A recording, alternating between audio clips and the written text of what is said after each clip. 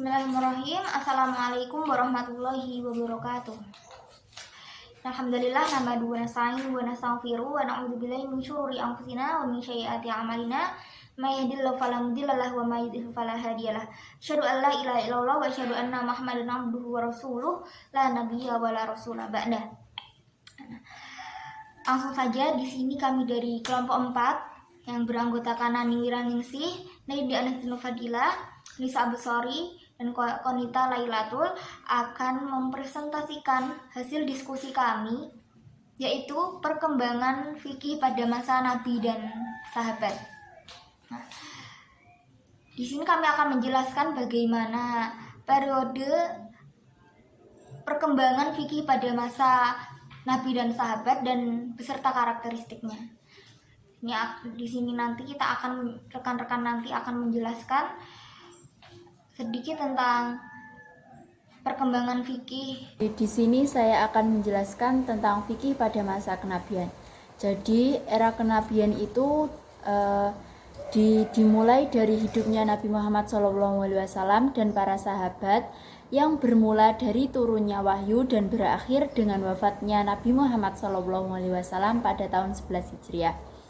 Turunnya syariat dalam proses ini muncul hukum-hukum syariah yang terjadi pada era kenabian ini. Syariat itu turun dari Allah dan berakhir dengan turunnya wahyu setelah Nabi wafat.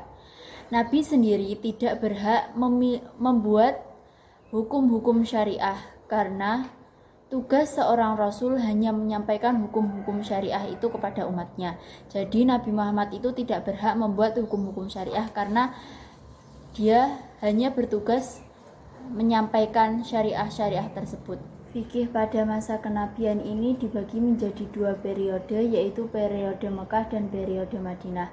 Yang pertama yaitu periode Mekah. Pada periode ini lebih berfokus pada proses-proses penamaan tata nilai tauhid seperti iman kepada Allah, iman kepada Rasul-Nya, dan perintah untuk berakhlak mulia seperti keadilan, kebersamaan, menepati janji, dan menjauhi kerusakan akhlak seperti pembunuhan dan penipuan. Periode Makkah ini zakat masih bersifat umum, artinya masih berupa sedekah atau infak fisabilillah. Sementara cara pelaksanaannya atau kadarnya itu harus dikeluarkan dan ketentuan lainnya diisyaratkan pada periode Madinah. Periode Mekah merupakan periode revolusi akidah untuk mengubah sistem kepercayaan masyarakat jahiliyah menuju penghambaan kepada Allah SWT. Selanjutnya yaitu memasuki pada periode Madinah. Pada masa periode ini terhitung semenjak Rasulullah berhijrah dari Mekah sampai ke Madinah. Wahyu Allah yang turun pada masa ini sedikit demi sedikit mulai berisi hukum-hukum yang menyangkut soal kehidupan masyarakat, baik karena ada satu peristiwa maupun karena ada pertanyaan yang timbul dari sahabat, ataupun yang diturunkan tanpa adanya sebab yang mendahulunya. Pada periode Madinah ini mulai muncul ayat-ayat yang menjadi hukum-hukum persoalan dari manusia, seperti persoalan tentang sholat, zakat, muamalat, dan juga ibadah-ibadah lainnya. Adapun sumber fikih ataupun hukum yang menjadi sumber hukum itu ada dua, yaitu Al-Quran dan Sunnah. Turunnya Al-Quran itu ada sebab-sebabnya yang menjadi persoalan masyarakat pada saat itu, atau mungkin ada pertanyaan-pertanyaan dari masyarakat yang menjadi persoalan atau sumber masalah. Yang kedua yaitu sunnah atau hadis ini menjadi sumber kedua setelah Al-Quran. Proses pembentukan sunnah atau hadis ini masih beriringan dengan turunnya Al-Quran. Jadi Nabi Muhammad SAW masih melarang umatnya untuk mencatat atau menulis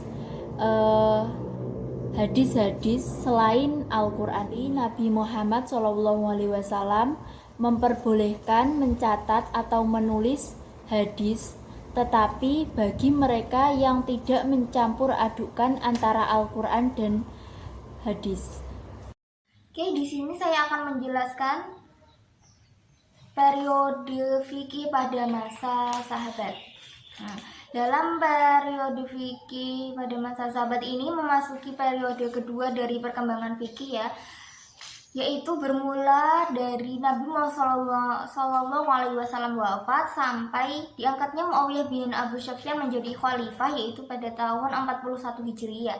Nah, pada periode ini hiduplah sahabat-sahabat yang mengibarkan sayap keislaman setelah wafatnya Nabi SAW.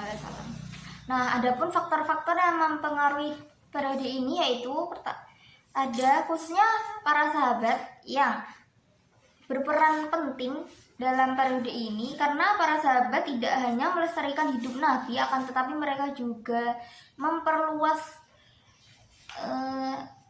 sayap keislaman bahkan sampai ke negeri Irak, Syam dan Mesir. Ini untuk pertama kalinya pada periode ini, untuk pertama kalinya dalam Islam fikih berhadapan dengan persoalan-persoalan baru. Nah, persoalan-persoalan baru ini meliputi untuk menyelesaikan atas masalah-masalah moral, etika, kultural, dan kemanusiaan dalam suatu masyarakat yang pluralistik. Nah, agaklah ini adalah faktor yang sangat mempengaruhi perkembangan fikih pada periode ini. Daerah-daerah yang didakwahi para sahabat ini memiliki perbedaan masalah kultural, tradisi, situasi, bahkan kondisi ya, yang menghadang para fuqaha tentunya. Maka para sahabat ini memberikan hukum pada persoalan-persoalan yang baru yang muncul belakangan.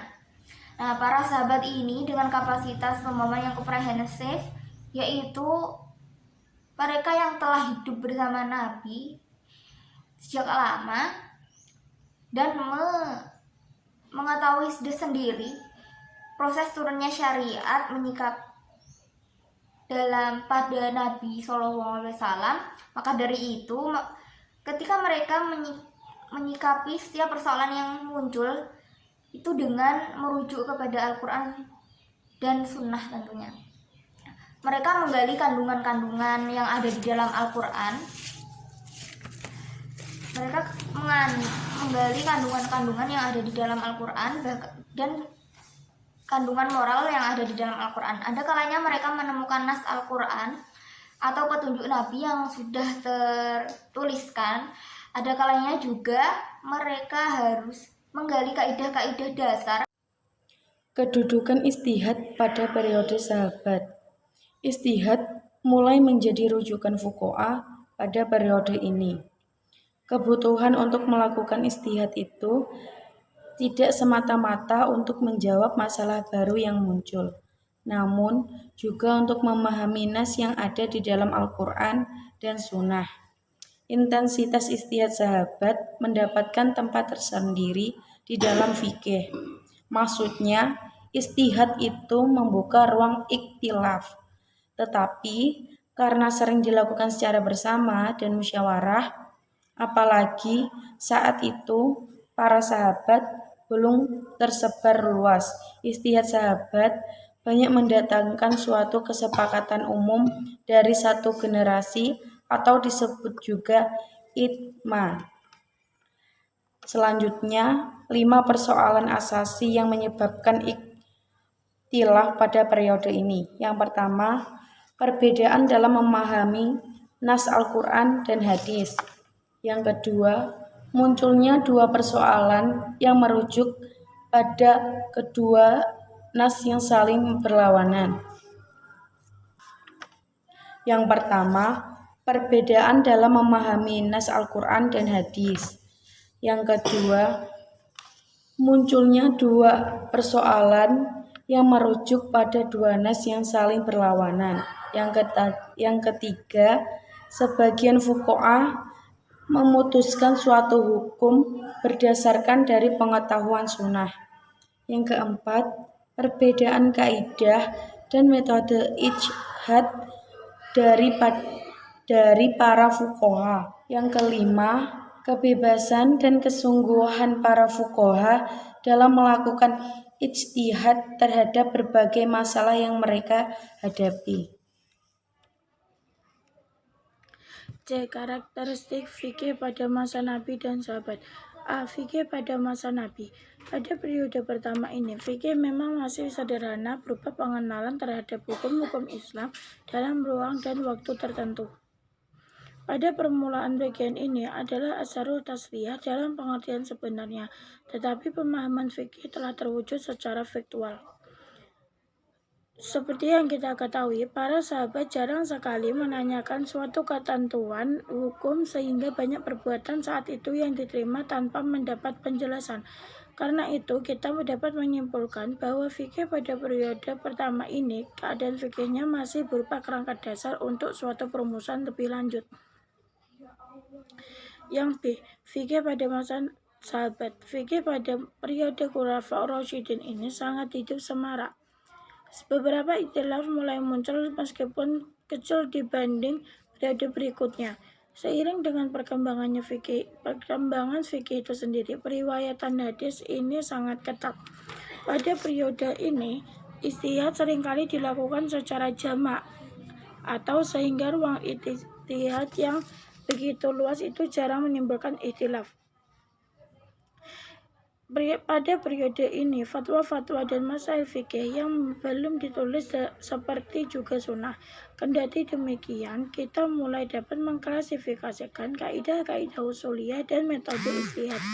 Dalam banyak hal, fatwa-fatwa dan masail fikih itu memang masih bercampur dengan dalil dan kaidah istidlal.